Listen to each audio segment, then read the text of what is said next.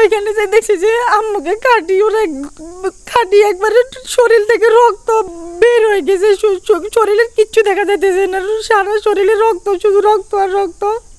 আমরা এটার বিচার চাই, খোকন মজুমদারের মানুষের ফাঁসি চাই, আর কিচ্ছু না। আমার নাম আনিকা, আমি এই ফ্যামিলির বড় মেয়ে।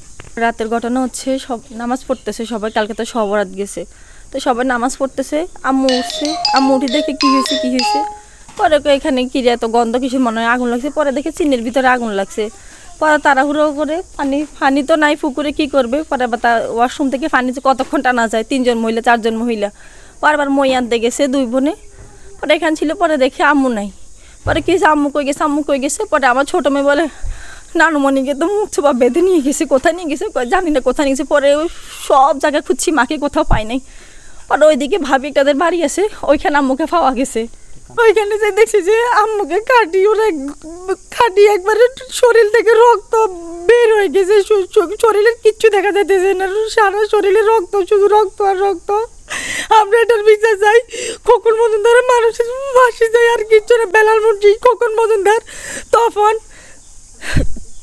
কাজল মুন্সি, নুরুন নবী, আমরা এগুলার ফাঁসি চাই।